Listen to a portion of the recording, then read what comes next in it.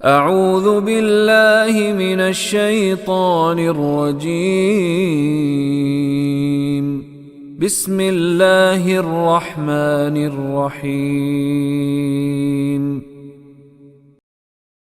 ایک اور بدعت ہے جو جمعہ کی عربی کے خطبے کے دوران بڑی بڑی ڈٹھائی کے ساتھ کی جاتی ہے۔ حکم تو یہ ہے کہ جب جمعہ کا خطبہ شروع ہو تو اسے پورے دھیان سے سنا جائے، مگر ہوتا یہ ہے کہ عین اس وقت ایک نہیں پوری 6 عدد چندہ گاڑیاں خطبہ سنتے ہوئے نمازیوں کے آگے سے گزرنا شروع ہو جاتی ہیں اور نمازیوں کو مسجد کے لیے چندہ دینے کی ترغیب دیتی ہیں۔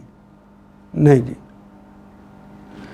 جب نبی اکرم صلی اللہ علیہ وسلم نے ارشاد فرمایا کہ جس وقت کوئی امام کھڑا ہو کے خطاب کرے، جب مخاطب شروع ہو جائے تو کسی کو کوئی باتیں کر رہے ہوں لوگ، ان کو یہ بھی کہنا چپ کر دو، اس کی بھی ممانعت رسول اللہ نے کر دی۔ اتنی خاموشی ہونی چاہیے کہ لوگ غور سے سنیں کہ امام صاحب کیا کہہ رہے ہیں۔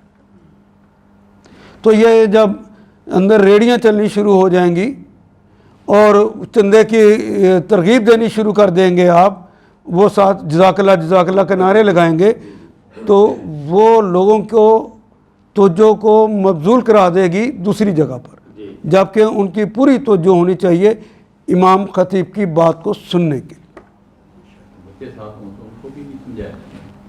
بچے ساتھ ہوں کیا مطلب؟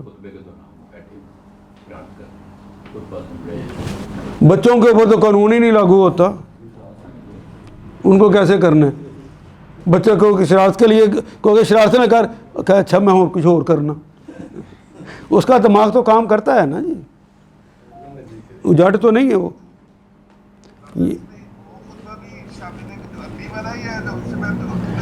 عربی خطبہ ہو یا اردو خطبہ ہو، دونوں خطبے ہی ہیں، اور اردو اس لیے کرتے ہیں کہ لوگوں کو سمجھ ہی اردو میں آتی ہے، عربی سمجھ نہیں آتی ہے، وہ تو یادگار کے طور پہ رکھا ہوا ہے، ورنہ اصل خطبہ وہی ہے جو لوگ سمجھ سکتے ہیں۔ پروہتزم نہیں ہے اسلام میں۔ جو عربی خطبہ ہے چونکہ رسول اللہ صلی اللہ علیہ وسلم کے زمانے میں دیا جاتا تھا، وہ یاد کے طور پر ہم رکھا ہوا ہے اور کچھ کلمات اس کے اندر کہتے ہیں، لیکن جمعہ کا خطبہ اس لیے نہیں ہوتا۔ جمعہ کا خطبہ اس لیے ہوتا ہے کہ لوگوں کو قرآن و سنت کی روشنی میں ہدایات دی جائیں، ان ہدایات کو غور سے سننا۔